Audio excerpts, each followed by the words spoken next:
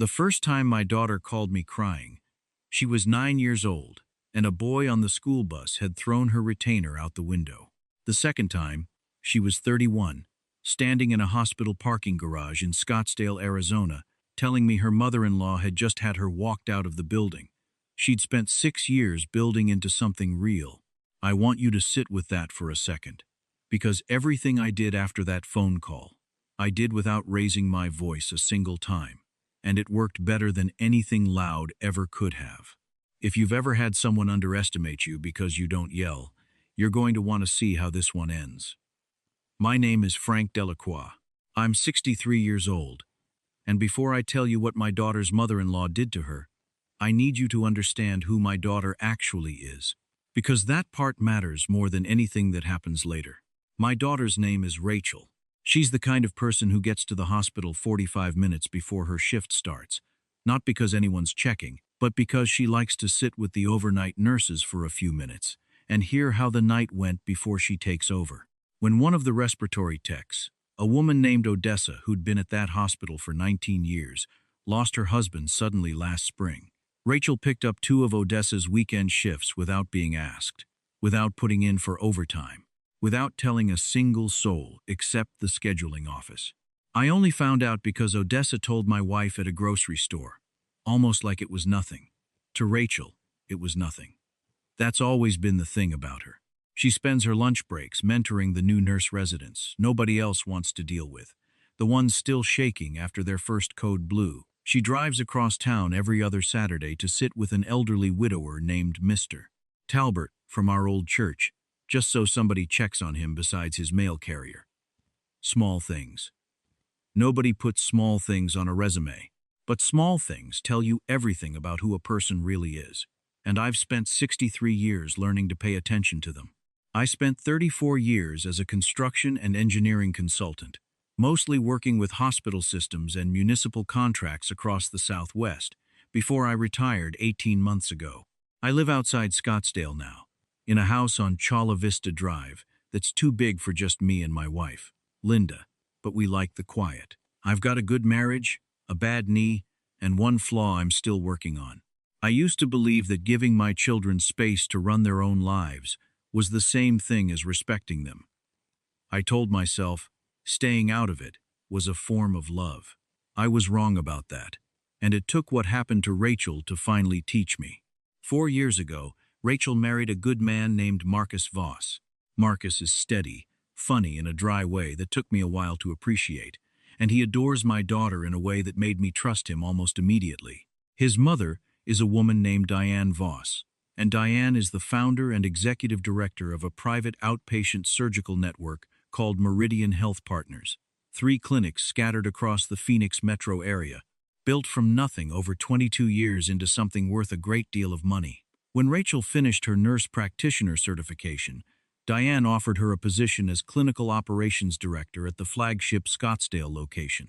I remember Marcus telling us about it at Sunday dinner, so proud, and I remember thinking it was a generous gesture from a woman welcoming her son's wife into the family business. I didn't understand yet what that generosity would eventually cost my daughter. Diane Voss does not raise her voice. I want to be clear about that up front, because it would be easy to picture her as some kind of screaming, red-faced tyrant, and she isn't that at all. She's composed. She wears the same charcoal blazer to every board meeting. She shakes your hand once, precisely, and she has never in 4 years hugged my daughter. Not at the wedding, not at Christmas, not once. That composure, I would come to learn, was the most dangerous thing about her, because cold people plan things that hot people never think to. It was a Wednesday, the 11th of March. I remember because I'd just finished replacing a sprinkler head in the backyard, and my hands still smelled like PVC cement when my phone rang and Rachel's name came up on the screen at 4:52 in the afternoon. I almost let it go to voicemail because I was mid-project. I picked it up, expecting to hear about weekend plans. Instead, I heard my daughter crying, the real kind, not upset crying, but something closer to shattered, the kind of crying I hadn't heard from her since she was maybe 13 years old, and her first serious boyfriend broke things off in the school parking lot. "Dad," she said. "Dad, I need you to just listen for a second, okay? I need you to not say anything yet. Rachel, honey, where are you? I'm in the parking garage, at the clinic. Dad. They had security walk me to my car. I stood very still in my own backyard, garden hose still running behind me, water pooling around my boots. My hands were steady. My voice was not at first. Walked you out for what? They're saying I falsified patient records, she said. Dad, I didn't do this. I swear on everything I did not do this.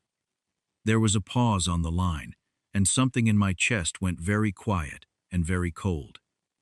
Diane ordered it, she said. Diane had HR walk me out before I even got to explain myself. I didn't say anything for a moment. I just stood there listening to the sprinkler still running somewhere behind the house, watching a hummingbird work the honeysuckle by the fence, completely indifferent to the fact that 40 miles away, my daughter's whole professional life had just been taken apart in a stairwell. I'm coming to get you, I told her. Don't sign anything. Don't talk to anybody else from that building. Not one word until I get there. Here's what I learned over the following hours, piece by piece. The way you learn things when you're calm enough to actually listen. 3 days earlier, an insurance auditor doing a routine chart review had flagged a documentation discrepancy in about a dozen patient files, records that appeared to have been altered after the fact to support billing codes that didn't match the actual procedures performed. Instead of pulling the access logs herself, instead of sitting down with Rachel directly, instead of doing what any competent administrator does when a discrepancy surfaces, Diane went straight to her compliance officer, a man named Preston Cade, and told him to build the file, not find out what happened, build the file. By the time I got to the clinic parking garage and found Rachel sitting in her car, with the engine off, shaking, it had already been decided in some back office that her login credentials were the ones attached to every altered record. Convenient, except Rachel had been on approved medical leave recovering from a minor surgery for 4 of the 12 dates in question, a fact that existed in the clinic's own HR system, easily checked in about 90 seconds by anyone who bothered to check. I called Diane myself that evening from Rachel's kitchen table while my daughter sat across from me, hollowed out, not eating the sandwich Linda had made her. Diane, it's Frank. I need you to explain to me what's happening to my daughter. Her voice came through the phone flat, and even, like we were discussing a weather pattern moving through next week. There's a compliance issue, Frank. I take patient documentation integrity seriously. I have to. She was on medical leave for 4 of those dates, Diane. It's in your own system. Then that will come out in the review, she said. That's what the process is for. You had her escorted out by security before you asked her a single question. There was a pause, and then she said the sentence I will never forget as long as I live. This isn't personal, Frank. It's a licensed medical facility. She should have read her employment agreement more carefully. Then she hung up, no slam, just the soft click of a woman ending a call the way she probably ends every call, calm as a Tuesday. Somehow that gentleness was worse than shouting would have been. While all of this was unfolding, there was one person inside Meridian who refused to stay quiet. Her name is Bettina Osei. She's 54. She runs the front desk and patient intake at the Scottsdale location. And she has worked for that clinic longer than Diane's son has been married to my daughter. Bettina drove Marcus to the clinic herself the night Rachel was walked out, because Marcus had been in surgery observation and hadn't even gotten the message yet. She sat with him in the waiting room after hours and held his hand and kept saying the same thing over and over, quiet, like a vow. We look out for our own around here. That's just what we do.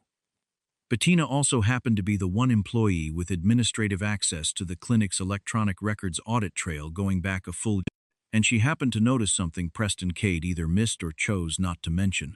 That the billing software had pushed a corrupted update package 18 days before the discrepancies started. An update that was known, documented, and flagged by the vendor as capable of silently reassigning user IDs on back-end edits during a specific overnight sync window. She printed the vendor's own bulletin herself, on her own time, and mailed it to Rachel's attorney without telling a single person at the clinic. I didn't act on any of this right away. And I want to be honest with you about that. I let it sit. I watched my daughter sleep on our guest bed for 4 straight nights because her own apartment felt, in her words, like it belonged to somebody else's family now. I watched Marcus, torn clean in half between his wife and his mother, barely speaking at dinner. I didn't decide what I was going to do yet. I just let the anger settle, cold, and I waited. Because that's a skill you learn after 34 years of sitting across tables from difficult men in hard hats and worse moods. Something in me had shifted, though, and I want to try to describe what that felt like, because it wasn't rage.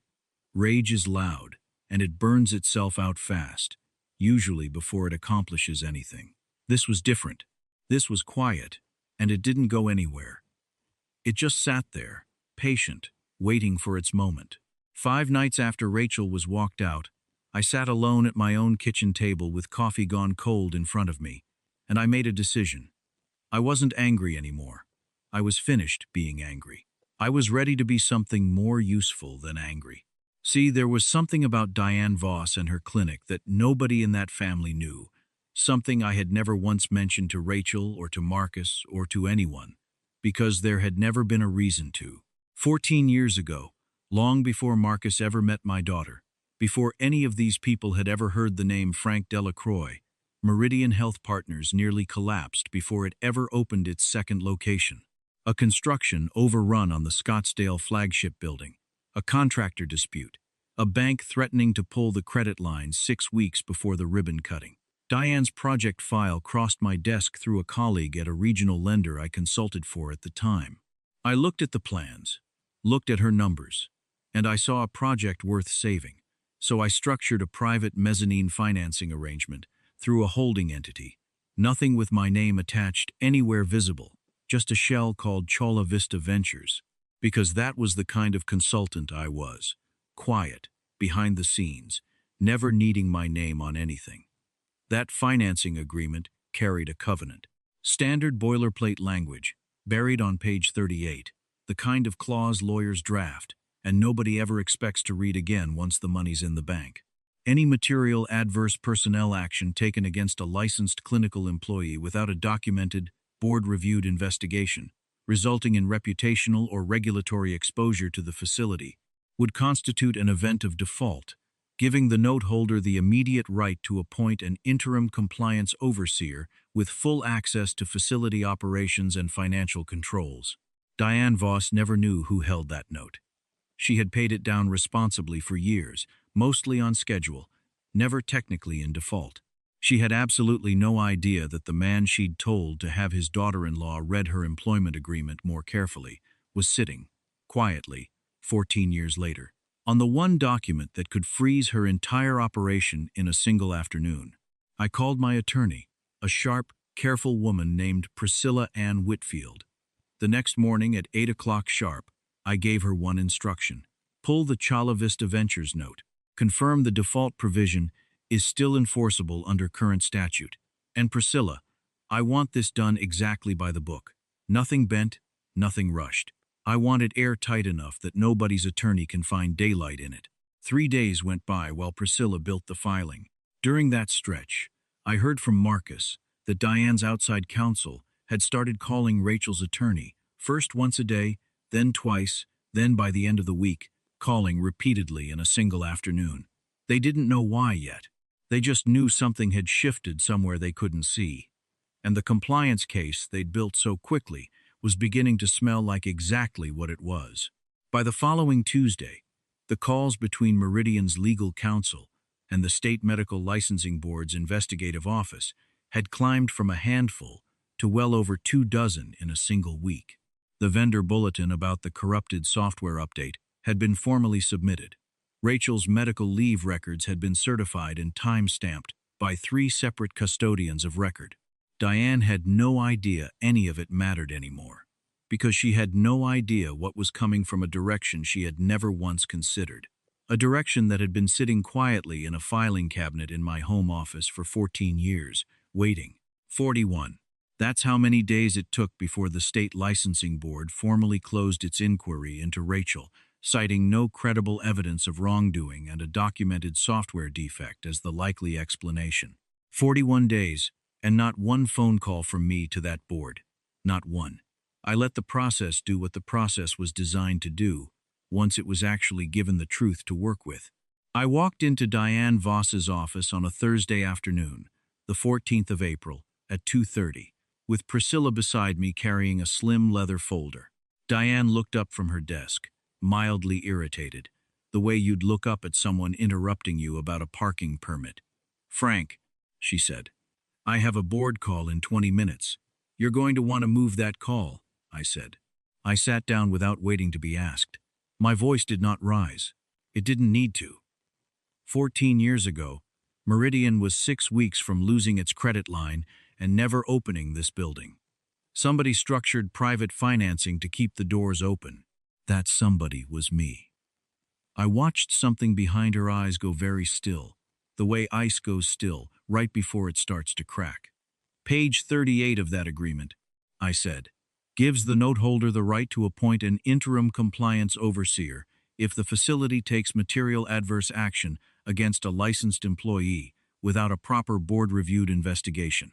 You had my daughter escorted out of this building on a falsification charge you never independently verified, built on evidence your own compliance officer either fabricated or was too lazy to actually check, and you did it, I believe, at least in part, because you never wanted your son marrying outside the family you'd already picked out for him. That's a default event, Diane." She didn't answer for a long moment. Then, quietly, almost amused, "You're bluffing, Frank." Priscilla opened the folder and slid the documents across the desk without a word. I watched Diane's hands, a woman who had built 3 clinics from nothing with those hands, start to tremble, just slightly, as she read through page after page. "Effective this morning," I said. "Chula Vista Ventures has exercised its right under the note. All 3 facility accounts are under review. Preston Cade is terminated, effective immediately, for submitting fabricated evidence to a state licensing investigation, which is, incidentally, its own separate legal problem. He's going to need his own attorney for. Your Director of Human Resources, who authorized an employee's removal without a single documented conversation with her, is also terminated. I am not interested in punishing you, Diane. I am interested in making sure nobody who works for this organization is ever treated the way my daughter was treated again." She looked up at me then, and for the first time in 4 years of knowing this woman, her voice cracked, just barely, at the edges. "She's my daughter-in-law. She was your daughter-in-law when you had her walked out by security, too," I said. "That didn't seem to carry much weight then." I stood up. I didn't gloat. I didn't need to. Watching a controlled woman finally lose a little of that control was payment enough on its own. The formal finding clearing Rachel of any wrongdoing was entered into her personnel file 3 weeks later. Bettina Osei was promoted to Clinical Operations Director, the very position that had been taken from Rachel, a decision Rachel herself recommended, because Bettina had earned it a decade before anyone thought to offer it to her. Diane remained on as founder emeritus, a title with no operational authority attached to it, and to her credit, I will give her this much. She drove out to Marcus and Rachel's house one Sunday evening in June, stood on their front porch in the heat, and apologized. Not a perfect apology, not everything I would have wanted her to say if I'd been writing the script, but she said it, and she meant enough of it that Rachel let her inside afterward for the first time in months. I drove home that night with the windows down, warm desert air moving through the truck, an old Vince Gill song playing low on the radio, and I thought about all those years I told myself that staying out of my children's business was the same thing as loving them well. It isn't. Sometimes loving somebody means stepping quietly into the middle of things and handling what they can't handle on their own, not because you don't trust them, but because you've lived long enough to know some fights need a different kind of weapon than the one your own child has in their hands yet. My daughter is doing well now. She's back at Meridian, running the department the right way this time, and she and Marcus are looking at a house out near Cave Creek with enough land for the dog she's wanted for years. Bettina still calls Linda every few weeks just to check in, the way people do when they've decided your family whether the paperwork says so or not. And every so often, usually late at night when the house is quiet, I think about page 38, sitting in that filing cabinet for 14 years, waiting patiently for the one afternoon it would matter more than anything else I ever put my name, or in this case, my careful lack of a name, to in my whole career. If somebody in your life ever showed up quiet instead of loud, and it turned out to matter more than all the noise anybody else was making, I'd like to hear about it, because I think we don't tell those stories nearly enough.